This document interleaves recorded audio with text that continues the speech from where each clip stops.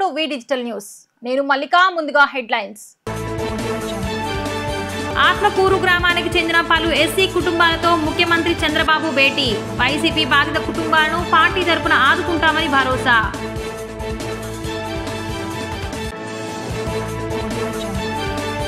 మంగళగిరిలో 100 పడకల ఆసుపత్రికి భూమి పూజ చేసిన లోకేష్. మంగళగిరిలో జోరుగా అభివృద్ధి సంక్షేమ కార్యక్రమాలు.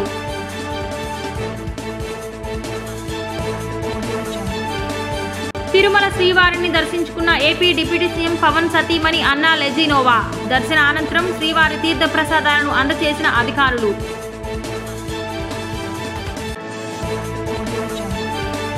వైసీపీ బాధిత కుటుంబాలన్నింటినీ పార్టీ తరపున ఆదుకుంటామని టీడీపీ అధినేత ముఖ్యమంత్రి చంద్రబాబు హామీ ఇచ్చారు. 127 ఎస్సీ కుటుంబాలు వైసీపీ నేతల దాడుల దౌర్జన్యాలకు గురయ్యాయని తెలిపారు. ప్రాణాలు కాపాడుకోవటానికి పుట్టిన ఊరు వదిలి 5 ఏళ్ల పాటు వేరే గ్రామాల్లో తలదాచుకున్నామని వారు సీఎం దృష్టికి తీసుకెళ్లారు. జగన్ ప్రభుత్వంలో వైసీపీ నేతల దాష్టికాలకు గురైన పల్నాడు జిల్లా ఆత్మకూరు గ్రామానికి చెందిన పలు ఎస్సీ కుటుంబాలు మాచర్ల ఎమ్మెల్యే జూలకంటి బ్రహ్మారెడ్డి ఆధ్వర్యంలో ఉండవల్లి నివాసంలో సీఎంను కలిశారు. ఆ 5 ఏళ్లలో తమ కష్టాలను వారు వివరించారు. తాము ఊళ్ళో లేకపోవడంతో తమ ఇళ్లను కూడా ధ్వంసం చేశారని తెలిపారు. సీఎం స్పందిస్తూ పార్టీ కోసం పోరాడిన ప్రతి కార్యకర్త కుటుంబానికి అండగా ఉంటానని భరోసా ఇచ్చారు. దెబ్బతిన్న ఇళ్లను మరమ్మతులు చేయిస్తానని, ప్రతి కుటుంబాన్ని ఆర్థికంగా బలోపేతం చేసే మార్గం చూపిస్తామని హామీ ఇచ్చారు. భారతదేశంలోనే మంగళగిరి ప్రభుత్వ ఆసుపత్రిని అగ్రగామిగా నిలిపేందుకు కృషి చేస్తామని మంత్రి నారా లోకేష్ చెప్పారు. గత ఎన్నికల సమయంలో మంగళగిరి వాసులకు అత్యాధునిక ఆసుపత్రి నిర్మిస్తామని హామీ ఇచ్చారని, దానిని నెరవేర్చబోతున్నందుకు సంతోషంగా ఉందని మంత్రి చెప్పారు. ఎన్నికల సమయంలో ఇచ్చిన హామీ మేరకు మంగళగిరి ప్రజలకు చిరకాల స్వప్నమైన 100 పడకల ఆసుపత్రికి మంత్రి లోకేష్ భూమి పూజ చేశారు. అత్యాధునిక వసతులతో ఆసుపత్రిని కేవలం ఏడాది కాలంలోనే పూర్తి చేయనున్నారు. సరిగ్గా 40 ఏళ్ల క్రితం ఇదే నెలలో టీడీపీ వ్యవస్థాపకుడు నందమూరి తారక రామారావు మంగళగిరిలో 30 పడకల ఆసుపత్రికి భూమి పూజ చేశారు. మళ్లీ 40 ఏళ్ల తర్వాత ఆయన మనవడు లోకేష్ 100 పడకల ఆసుపత్రికి శంకుస్థాపన చేశారు. శంకుస్థాపన అనంతరం మంగళగిరి టిట్కో నివాసాల వద్ద దివీస్ ల్యాబొరేటరీ ఏర్పాటు చేసిన సురక్షిత తాగునీటి పథకాన్ని ప్రారంభించారు. ఆసుపత్రి నిర్మాణ నమూనాలను మంత్రులు పరిశీలించారు. అన్ని రంగాల్లో మంగళగిరి నియోజకవర్గాన్ని నెంబర్ 1 స్థానంలో నిలిపేంత వరకు కృషి చేస్తామని హామీ ఇచ్చారు. 1984లో మంగళగిరి పట్టణంలో 30 పడకల హాస్పిటల్ కానివ్వండి, ఈ ప్రాంగణంలో ప్రత్యేకంగా క్యాన్సర్ ట్రీట్మెంట్ కోసం ఆనాడు విశ్వవిఖ్యాత నట సార్వభౌమ శ్రీ నందమూరి తారక రామారావు గారు శంకుస్థాపన వేస్తాం జరిగింది. అంటే కరెక్ట్గా 4 దశాబ్దాల క్రితం ఆయన శంకుస్థాపన వేస్తాం జరిగింది. దాంట్లో భాగంగా మంగళగిరిలో ఉన్న హాస్పిటల్ కూడా పూర్తయింది. అనేక లక్షలాది మంది ట్రీట్మెంట్ కూడా తీసుకుంటాం జరిగింది. నేను ఎప్పుడైతే మంగళగిరి అభ్యర్థిగా వచ్చానో ప్రజలందరూ పదే నన్ను ఒక విషయం కోరారు. ఈ 30 పడకల హాస్పిటల్ని ఏకంగా 100 పడకల హాస్పిటల్ చేయాలని వాళ్ళు కోరటం జరిగింది. ప్రత్యేకంగా వేదికమైన ఉన్న ఏదైతే హాస్పిటల్ కోసం పోరాడి సాధించుకున్న కమిటీ సభ్యులు కూడా నన్ను కలిసి ఇప్పుడున్న ప్రాంగణం కాకుండా కొంచెం పెద్ద ప్రాంతం ఉంటే, కొంచెం ల్యాండ్ పెద్దగా ఉంటే మెరుగైన సేవలు ప్రజలకు అందించవచ్చన్న ఆలోచనతో ఈ ప్రాంగణాన్ని మనం ఐడెంటిఫై చేసుకుంటాం జరిగింది. ఇది కూడా గతంలో లాగా ఏదో ఒక 100 పడకల ప్రభుత్వ హాస్పిటల్ కట్టి వదిలేయాలన్న ఆలోచన కాదు.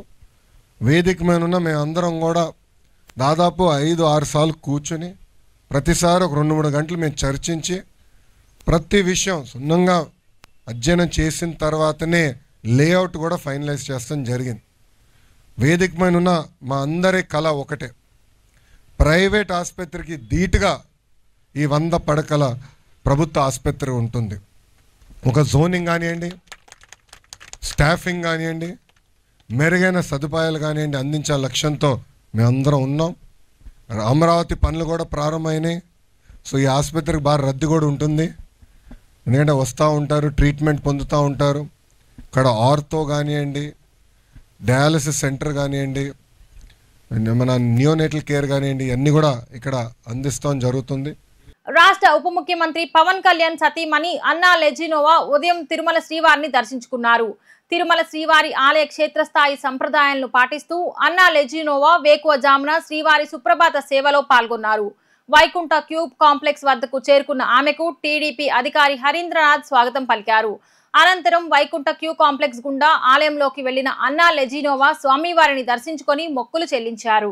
శ్రీవారి దర్శనార్థం డిప్యూటీ సీఎం పవన్ కళ్యాణ్ భార్య అన్నా లెజినోవా తిరుమలకు చేరుకున్నారు. గాయత్రి నిలయం అతిథి గృహం వద్దకు చేరుకున్న ఆమెకు టీటీడీ అధికారులు స్వాగతం పలికారు.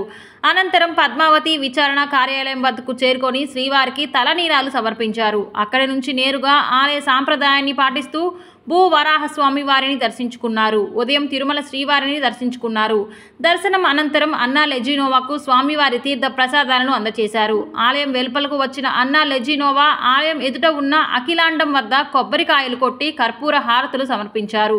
బేడి ఆంజనేయ స్వామివారిని దర్శించుకొని గాయత్రి నిలయం అతిథి గృహానికి బయలుదేరారు. అనంతరం తరికొండ వెంగమాంబ అన్న వితరణ కేంద్రానికి చేరుకొని అన్న ప్రసాదాలు స్వీకరించారు. ఈ సందర్భంగా టీటీడీ ఎస్వి అన్నదానం ట్రస్టుకు అన్నా లెజినోవా విరాళం ఇచ్చారు. కుమారుడు మార్క్ శంకర్ పేరుతో ఒక పూట మధ్యాహ్నం అన్న వితరణకు అయ్యే ఖర్చు 17 లక్షల రూపాయలు అందజేశారు. ముఖ్యమంత్రి చంద్రబాబు నాయుడు, ఉప ముఖ్యమంత్రి పవన్ కళ్యాణ్లు చలనచిత్ర పరిశ్రమ అభివృద్ధి చెందేందుకు అవసరమైన అన్ని ప్రోత్సాహకాలు అందించేందుకు సిద్ధంగా ఉన్నారని మంత్రి కందుల దుర్గేష్ అన్నారు. ఏపీలో సినిమా పరిశ్రమ అభివృద్ధి చెందడానికి అవసరమైన అంశాలపై చర్చించి నిర్మాతలతో కలిసి కొత్త సినిమా పాలసీని త్వరలో ప్రకటిస్తామని మంత్రి స్పష్టం చేశారు. వెస్టర్న్ లవ్ సినిమా తప్పక విజయం సాధిస్తుందని ఆయన ఆకాంక్షించారు. విజయవాడ బెన్ సర్కిల్ సమీపంలో శ్రీ శేషసాయి కళ్యాణ వేదికలో Varahi arts and Shakti creations రూపొందించిన వెస్టర్న్ లవ్ అనే సినిమా పూజా ముహూర్త మహోత్సవానికి తొలి క్లాప్ కొట్టారు. అనంతరం ఏర్పాటు చేసిన మీడియా సమావేశంలో మంత్రి కందుల దుర్గేష్ మాట్లాడుతూ సినిమా షూటింగ్లకు ఆంధ్రప్రదేశ్ అనువైన ప్రాంతమన్నారు. ఏపీలో చలనచిత్ర పరిశ్రమ అభివృద్ధి జరగాలన్నారు. రాష్ట్రంలో స్టూడియోలు ఉన్నప్పటికీ వినియోగంలో లేవని తెలిపారు. రాష్ట్రంలో భారీగా షూటింగ్లు జరుగుతున్నప్పటికీ మౌలిక సదుపాయాలు కొరత ఉందన్నారు. హైదరాబాద్ తరహా స్టూడియోలు, రికార్డింగ్ థియేటర్లు, రీ రికార్డింగ్ థియేటర్లు తదితర మౌలిక సదుపాయాలు రాష్ట్రంలో కల్పించాల్సిన అవసరం ఉందన్నారు. చలనచిత్ర పరిశ్రమ రాష్ట్రం అభివృద్ధి చెందితే స్థానికంగా యువతకు, సిబ్బందికి ఉపాధి లభిస్తుందన్నారు. ఏపీలో సినిమా పరిశ్రమ అభివృద్ధి చెందటానికి అవసరమైన అంశాలపై చర్చించి నిర్మాతలతో కలిసి కొత్త సినిమా పాలసీని ప్రకటిస్తామని మంత్రి స్పష్టం చేశారు. వెస్టర్న్ లవ్ సినిమా నిర్మాణానికి అవసరమైన సిబ్బందిని బయట ప్రాంతాల నుంచి కాకుండా స్థానికంగా ఉన్న సాంకేతిక నిపుణులు, ఇతర సిబ్బందితో నిర్మించనున్నామని చిత్ర దర్శకులు ఎంఆర్ కాకర్ల, నిర్మాతలు రావి సౌజన్య, ఎంఆర్ కాకర్లలు తెలిపారు.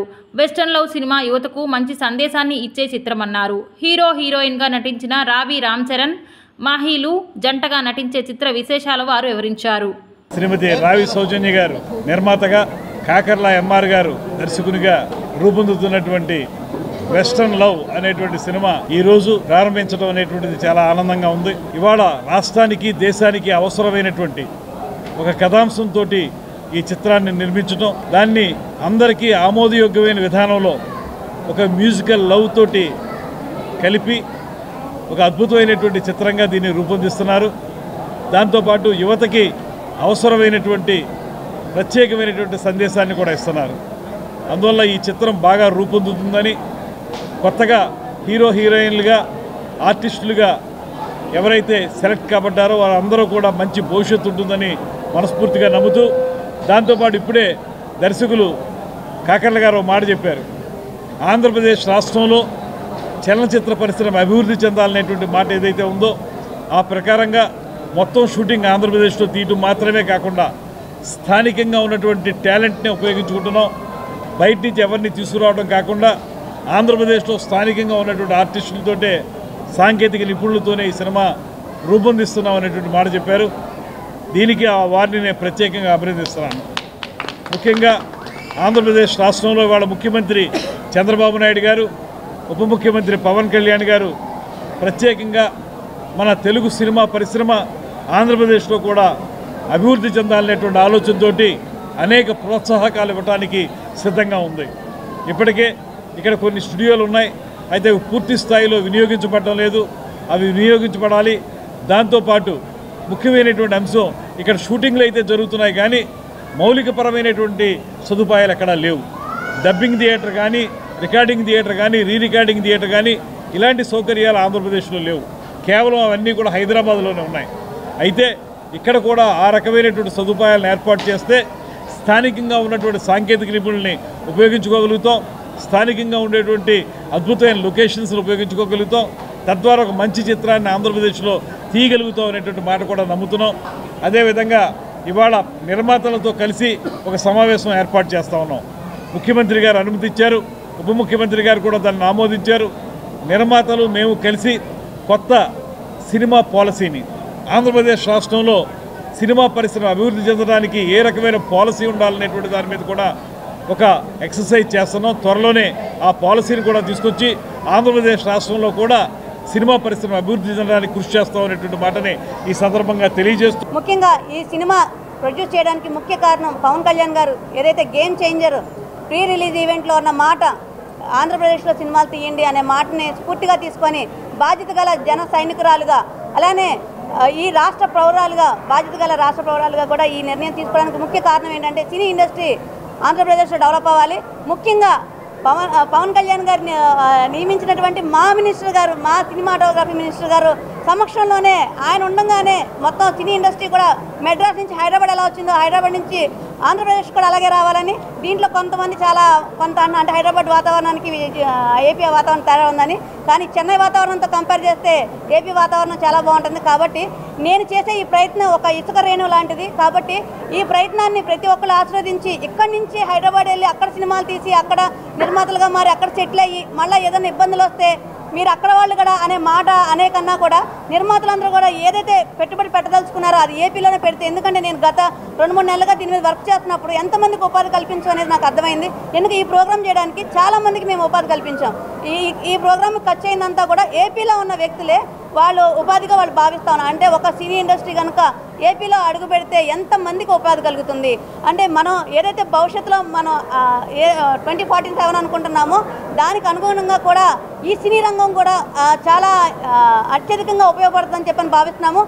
ఈ సినీ రంగాన్ని దుర్గేష్ గారి సమక్షంలోనే దుర్గేష్ గారి అధ్యక్షతన ఒక ప్రణాళిక సిద్ధం చేసి, ఎందుకంటే ముఖ్యంగా నేను చాలా ఆనందంగా చెప్తున్నా, ఆయన ఎంతో బిజీ టైము మేము వెళ్ళి ఇలా తీసుకున్నాము అనగానే ఆయన బాధ్యతగా ఆ మినిస్టర్ శాఖ అయినప్పటికీ కూడా పెద్దగా మినిస్టర్లు ఏ రకంగా గతంలో పనిచేస్తారో మన అందరికీ తెలిసిన విషయం. కనీసం శాఖల్లో ఏ శాఖ ఏంటి అనేది కూడా తెలియని పరిస్థితుల్లో దుర్గేష్ గారు అసలు వెళ్ళి చెప్పంగానే అసలు ఎంత ప్రోత్సాహం ఇచ్చారంటే, ఎస్ మీరు చేయాలమ్మా చేయాలి, మనం ఇలా ముందుకెళ్తేనే మనం బలంగా గవర్నమెంట్ని కూడా బలపరచగలం, ప్లస్ ఇండస్ట్రీని కూడా ఇక్కడ బలపరుస్తామని చెప్పని మాకు ప్రోత్సాహం ఇవ్వడం మీరు గమనించవచ్చు. గంటన్నర పైన అయింది, అయినా కూడా ఎక్కడ ఇబ్బంది పడకుండా ఎంత బిజీ షెడ్యూల్లో ఉన్నా కూడా మా కోసం ఇంత టైం కేటాయించిన దుర్గేష్ గారు మీకు ధన్యవాదాలండి. స్వామినాయుడు గారికి ఇంకా అందరూ పెద్దలందరికీ చాలా థ్యాంక్స్ అండి. మీ వాల్యుబుల్ టైంని మా కోసం కేటాయించి వచ్చినందుకు. ఈ మూవీలో నా క్యారెక్టర్కి చాలా షేడ్స్ ఉంటాయండి. సో 3-4 షేడ్స్ ఉంటాయి. సో స్టోరీ విని కథ అంతా నచ్చిన తర్వాతే సెలెక్ట్ చేసుకున్నామండి. సో ఇలాంటి స్టోరీ యూత్కి బాగా కావాల్సిన స్టోరీ మొత్తం డ్రగ్స్ మీద, వెస్ట్రన్ కల్చర్ మీద, ఎలా చెడిపోతున్నారు యువత అంతా దాని మీద ఉంటుంది. సో అందరికీ నచ్చుదని కోరుకుంటున్నాము. సో అందరూ దయచేసి మా సినిమాని సపోర్ట్ చేయండి. థ్యాంక్ యూ అండి. 35 సంవత్సరాల గుడ్విల్ ఏజెన్సీస్ వార్షికోత్సవం విజయవాడలో జరగటం, తాను పాల్గొనడం చాలా సంతోషంగా ఉందని సినీ నటి జయప్రద అన్నారు. అందరూ ఫుడ్స్ అండ్ బేవరేజ్ కంపెనీని ఆదరించాలని ఆమె కోరారు. గుడ్విల్ ఏజెన్సీస్ సంస్థ 35వ వార్షికోత్సవ వేడుకలు నగరంలో ఘనంగా జరిగాయి. నగరంలోని వెన్యూ కన్వెన్షన్ సెంటర్లో జరిగిన ఈ కార్యక్రమంలో ప్రముఖ సినీ నటి జయప్రద ముఖ్య అతిథిగా విచ్చేశారు. నటుడు ప్రసన్న కుమార్, కొరియోగ్రాఫర్లు సందీప్, జ్యోతి సందీప్, సంస్థ నిర్వాహకులు మస్తాన్, బాషా, సతీష్తో కలిసి జయప్రద జ్యోతి ప్రజ్వలన చేశారు. అనంతరం గుడ్విల్ ఫుడ్స్ అండ్ బేవరేజెస్ లోగోను ఆవిష్కరించారు. గోల్డెన్ డ్రాప్స్ ప్రోడక్ట్ను ప్రారంభించారు. ఈ సందర్భంగా సినీ నటి జయప్రద మాట్లాడుతూ 35 సంవత్సరాల గుడ్విల్ ఏజెన్సీస్ వార్షికోత్సవం విజయవాడలో జరగటం, తాను పాల్గొనడం చాలా సంతోషంగా ఉందన్నారు. ఈ సందర్భంగా నిర్వాహకులు మస్తాన్, బాషా, సతీష్కు కృతజ్ఞతలు తెలిపారు. అందరం ఫుడ్స్ అండ్ బేవరేజెస్ కంపెనీలను ఆదరించాలని కోరారు. గోల్డెన్ డ్రాప్స్ పేరుతో వాటర్ను విడుదల చేశారని చెప్పారు. ప్రస్తుతం ఎక్కడ చూసినా కాలుష్యం ఉందని, ఏ నీటిని తాగాలనే సందేహం కూడా ఉందన్నారు. సేవాభావంతో ప్రజలకు అందించేందుకు గోల్డెన్ డ్రాప్స్ను తీసుకొచ్చారని అన్నారు. మన విజయవాడలో ఒక గొప్ప కార్యక్రమం జరిగింది. నాకు చాలా హ్యాపీగా ఉంది. And 35 years celebration of golden drops ఈరోజు ఇనాగ్రేషన్ అయింది company. And the 35 years of goodwill agencies foods and బెవరేజెస్కి సెలబ్రేషన్ జరుగుతూ ఉండడం, ఇది నా చేతుల మీదుగా ఈరోజు ఇనాగ్రేషన్ జరగడం చాలా హ్యాపీగా ఉంది. నేను మస్తాన్ గారికి ధన్యవాదాలు తెలియజేస్తున్నాను. అలాగే భాషా గారికి, సతీష్కి, నా చిన్ననాటి స్నేహితులు సతీష్, అలాగే నాకు ఆత్మీయులు భాషా గారు. వీరు ఈరోజు నన్ను విజయవాడలో సెలబ్రేట్ చేయడం అనేది నాకు చాలా ఆనందంగా ఉంది. సో నేను ఇక్కడ ఉన్నటువంటి అందరినీ కూడా నేను వెల్కమ్ చేస్తూ స్వాగతం పలుకుతూ ఈరోజు మనం స్టార్ట్ చేసినటువంటి ఈ యొక్క ఫుడ్స్ అండ్ బెవరేజెస్ ఈ యొక్క కంపెనీ మీరందరూ కూడా ఆదరించాలని, సక్సెస్ఫుల్ చేయాలని మనస్ఫూర్తిగా వాటర్ది కూడా ఈ యొక్క ఫుడ్ అండ్ బెవరేజెస్లో వస్తుంది కాబట్టి గోల్డెన్ డ్రాప్స్ అనే పేరుతోటి వాటర్ని కూడా రిలీజ్ చేస్తున్నారు. ప్రతి జీవికి కూడా గాలి ఎంత అవసరమో నీరు కూడా అంతే అవసరం కాబట్టి ఒక మంచి ఇప్పుడున్నటువంటి పొల్యూషన్లో మనం ఏ వాటర్ తాగాలి అనేటువంటి కన్ఫ్యూజన్లో ఉంటాము. ఎన్నో కంపెనీలు వస్తూ ఉంటాయి, ఎన్నో కంపెనీలు మార్కెటింగ్ చేస్తుంటారు. కానీ ఒక విశ్వాసంతో మనమంటూ గోల్డెన్ డ్రాప్స్ని ఈ యొక్క ప్రజలకు అందించడం కోసం ఏ సేవాభావంతో ఇస్తున్నారు కాబట్టి నేను మన ఈ యొక్క good will agency at the same time food and beverages కంపెనీకు నేను ధన్యవాదాలు తెలియజేస్తున్నాను. నేను ప్రజలందరినీ కోరుకుంటున్నాను, మీ ఆశీర్వాదం ఎప్పుడూ ఉండాలని. Thank you so much. ఈ goodwill foods and beverages ఇనాగ్రేషన్కి పిలిచినందుకు నాకు చాలా హ్యాపీగా ఉంది.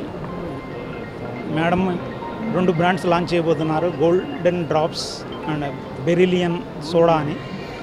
ఈ 2 కూడా మేడం చేతుల మీదుగా ఇప్పుడు లాంచ్ చేస్తున్నాము. మాకు మంచి మార్కెటింగ్ నెట్వర్క్ ఉంది.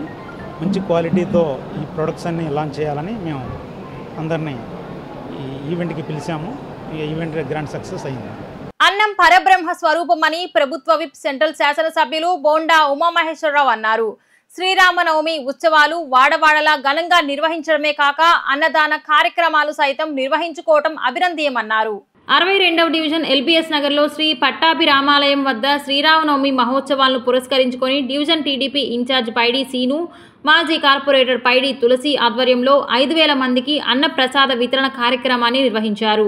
ఈ కార్యక్రమంలో ముఖ్య అతిథిగా పాల్గొన్న బోండా ఉమామహేశ్వరరావు శ్రీరామచంద్రుని దర్శించుకొని అన్నప్రసాద వితరణ కార్యక్రమాన్ని ప్రారంభించారు. ఈ సందర్భంగా బోండా ఉమామహేశ్వరరావు మాట్లాడుతూ శ్రీరామనవమి ఉత్సవాలు వాడవాడలా ఘనంగా నిర్వహించడమే కాక అన్నదాన కార్యక్రమాలు సైతం నిర్వహించుకోవటం అభినందనీయమన్నారు. అన్న వితరణ కార్యక్రమాన్ని ఏర్పాటు చేసిన పైడి శ్రీను తదితరులను బోండా ఉమా అభినందించారు. అనంతరం పైడి శ్రీనివాసరావు మాట్లాడుతూ శ్రీరాముని సేవా కార్యక్రమాలలో ప్రజలందరికీ భాగస్వాములను చేసే ఉద్దేశంతో అన్నప్రసాదన వితరణ కార్యక్రమాన్ని చేపట్టినట్లు వివరించారు. ఈ కార్యక్రమంలో ఎమ్మెల్యే బోండా ఉమామహేశ్వరరావు పాల్గొనడం ఎంతో సంతోషంగా ఉందన్నారు. ఈరోజు 62వ డివిజన్లో ఏదైతే ఎల్పిఎస్ఆర్ రామాలయం గుడిలో మొన్న శ్రీరామనవమికి ఎంత ఘనంగా జరిగిందో అలాగే ఈరోజు కూడా అన్నదానం మా ప్రీతమ సెంట్రల్ శాసనసభ్యులు బోండా ఉమామహేశ్వరరావు ఆధ్వర్యంలో అలాగే ఈ డివిజన్ నాయకులు కార్యకర్తలు ప్రతి ఒక్కరు కూడా దీనికోసం కష్టపడి రాత్రి నిద్ర లేకుండా మరి 5,000 మందికి అన్నదానం చేయటం అంటే మామూలు విషయం కాదు. అలాగే ఈ గుడి కమిటీ కూడా చాలా ఉత్సాహంగా అందరికీ ఇక్కడ భోజనాలు పెట్టాలనే తాపత్రయంతో మరి ఈరోజు మా సెంట్రల్ శాసనసభ్యులు బోండా ఉమామహేశ్వరరావు ఆధ్వర్యంలో మరి ఈరోజు ఈ కార్యక్రమం చేయటం జరిగింది. ప్రతి ఒక్కరికి ఇంకా 5,000 మంది కాదు, ఇంకా వచ్చిన ప్రతి ఒక్కరికి కూడా ఇక్కడ భోజనం పెడతామని ఈ సందర్భం తెలియజేసుకుంటూ నాకు అవకాశం ఇచ్చినందుకు మరి ఒక్కసారి పేరున అందరికీ ధన్యవాదాలు. శ్రీరామనవమి సందర్భంగా ఈరోజు 62వ డివిజన్ ఎల్బీఎస్ నగర్ రామాలయం గుడిలో మరి ఆలయం కమిటీ ద్వారా ఇన్ఛార్జి పైడి శ్రీను ఆధ్వర్యంలో మరి 5,000 మందికి అన్నదాన కార్యక్రమం చేయడం జరిగింది. ఎమ్మెల్యే గారు బోండా ఉమామహేశ్వర గారి చేతుల మీదుగా ఇది మొదలు పెట్టడం జరిగింది. మరి అదే విధంగా మరి దీన్ని అందరూ స్వీకరించాలని చెప్పి వినియోగించుకోవాలని చెప్పి మనస్ఫూర్తిగా కోరుకుంటున్నాం. వక్ఫ్ చట్ట సవరణ బిల్లును వ్యతిరేకరిస్తూ మస్జిద్ ఏ అన్సారీ, మస్జిద్ ఏ జొన్నతుల్ ఫిరోదోస్ ఆధ్వర్యంలో 60వ డివిజన్ వాంబే కాలనీలో ముస్లిం మైనారిటీలు నిరసన కార్యక్రమాన్ని నిర్వహించారు. కాలనీలో పురవీధులలో వక్ఫ్ బిల్లును వెంటనే ఉపసంహరించుకోవాలని డిమాండ్ చేస్తూ నల్ల జెండాలు చేత పట్టుకొని నిరసన తెలిపారు. జాతీయ జెండాలు చేత పట్టుకొని భారత్ మాతకు జై అంటూ నినాదించారు. ముస్లిం మహిళలు సైతం ఈ కార్యక్రమంలో పెద్ద ఎత్తున పాల్గొన్నారు. ఈ కార్యక్రమంలో పాల్గొన్న ముస్లిం మత నాయకులు సయ్యద్ బాబు, షేక్ అమీర్ జానీ, షేక్ బాజీ, మహమ్మద్ గౌసియా బేగం తదితరులు మాట్లాడుతూ వక్ఫ్ చట్ట సవరణ బిల్లు ముస్లిం సమాజానికి ఇబ్బందికరమన్నారు. ముస్లింల ఆస్తులపై ఇతర మతస్థులు పెత్తనం సరికాదన్నారు. కేంద్ర ప్రభుత్వం ఉద్దేశపూర్వకంగా ఇటువంటి చట్ట సవరణ బిల్లులను తీసుకువస్తుందని ఆవేదన వ్యక్తం చేశారు. రాష్ట్ర ప్రభుత్వ అధినేత ముఖ్యమంత్రి చంద్రబాబు నాయుడు స్పందించి వక్ఫ్ బిల్లు రద్దు చేసేలా చర్యలు చేపట్టాలన్నారు. లేని పక్షంలో ముస్లిం సమాజ వ్యతిరేకతను కేంద్ర రాష్ట్ర ప్రభుత్వాలు ఎదుర్కోక తప్పదన్నారు. ఈ కార్యక్రమంలో స్థానిక పెద్దలు ఎండి ఇస్మాయిల్, ఎస్కే పీరు తదితరులు పాల్గొన్నారు. అందరికీ మేము కోరుకునేది ఏంటంటే మాకు ఎబ్బోర్డు జో ప్రాపర్టీలు ఉన్నాయి మా ముస్లిమ్స్ హ్యాండల్లోనే ఉండాలి. ఏదైనా మన ఇందులో మన చట్టంలోనే ఉండాలి.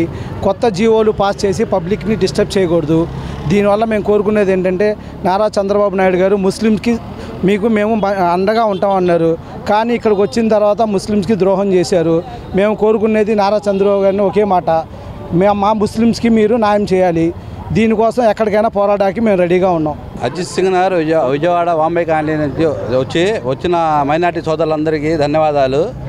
ఈ బిల్లు సవరించడం కోసం బిల్లుని రద్దు చేయాలని కేంద్రాన్ని రాష్ట్రాన్ని రెండు గవర్నమెంట్ కోరుకుంటున్నాం. మేము మైనార్టీలని చాలా ఇబ్బంది పెడుతున్నారు ఈ మధ్యలో, చాలా ఇబ్బంది పెడుతున్నారు ఈ మధ్యలో. ఏంటి కొద్దిగా దయచేసి మైనార్టీల మీద జాలి చూపించండి. ఏంటి ఈ బిల్లు రద్దు అయ్యేదాకా మేము పోరాడుతూనే ఉంటామండి. ఢిల్లీ నుంచి గల్లీ వరకు పోరాడుతూనే ఉంటాం సార్. మేము కొద్దిగా దయచేసి మా చంద్రబాబు నాయుడు గారు కూడా ఆలోచించి దీని గురించి కొద్దిగా అవగాహన తీసుకొచ్చారని తెలుసుకుంటున్నాం. రద్దు చేపిస్తారని సార్. విజయవాడ అజిత్ సింగ్ నగర్ వాంబే కాలనీలో మా మైనార్టీ సోదరులందరూ కలిసి వక్ఫ్ బోర్డు బిల్లు మీద ధర్నా చేయడం జరిగింది. దీనికి ముఖ్య కారణం ఏంటంటే ఆడవాళ్ళు రావటం మా గొప్పతనం.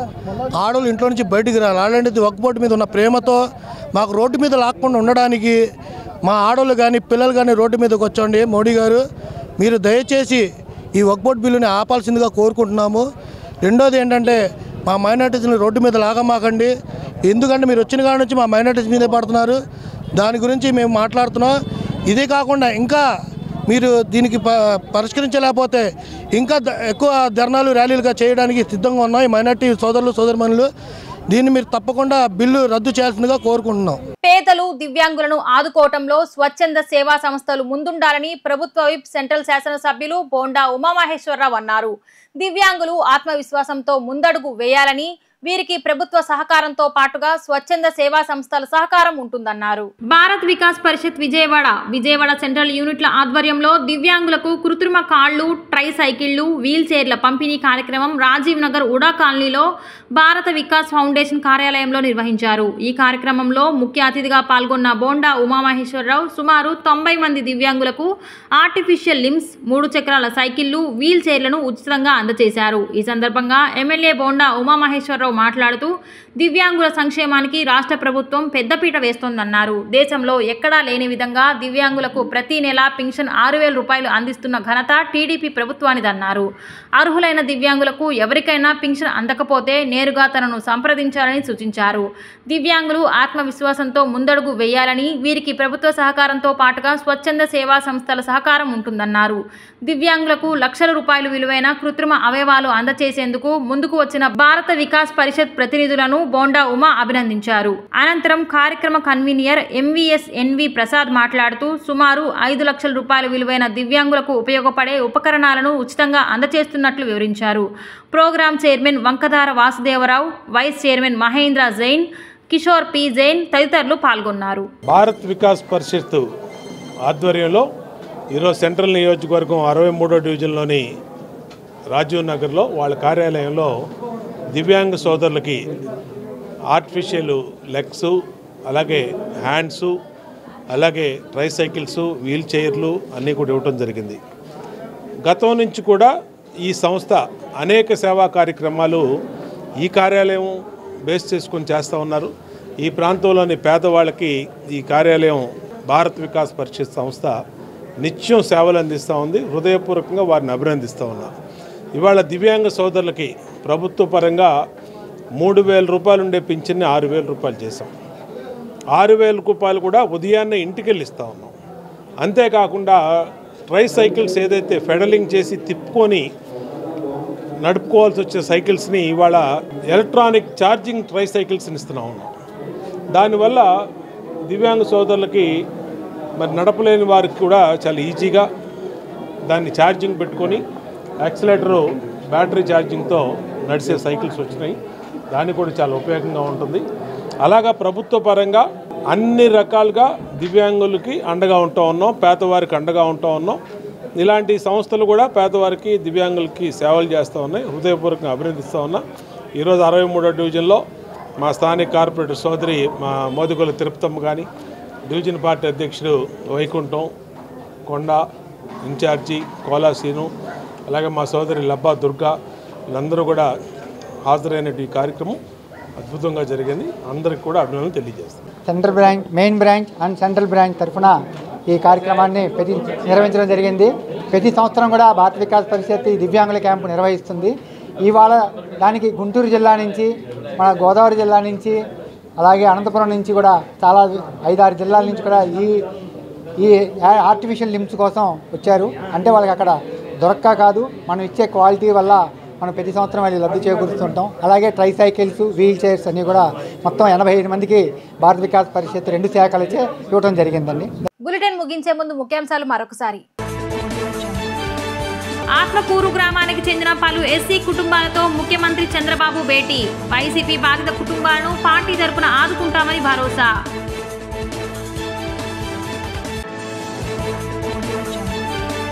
మంగళగిరిలో 100 పడకల ఆసుపత్రికి భూమి పూజ చేసిన లోకేష్. మంగళగిరిలో జోరుగా అభివృద్ధి సంక్షేమ కార్యక్రమాలు.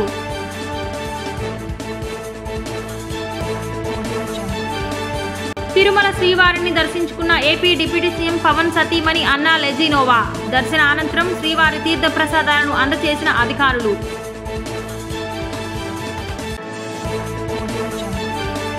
వి డిజిటల్ న్యూస్ కి సమాప్తం. మళ్ళీ నెక్స్ట్ బులెటిన్ లో కలుద్దాం.